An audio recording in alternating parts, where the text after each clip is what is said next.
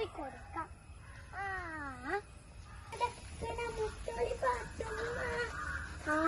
കൊള്ളാലോ, ഇവിടെ എല്ലാരും ഉണ്ടല്ലോ.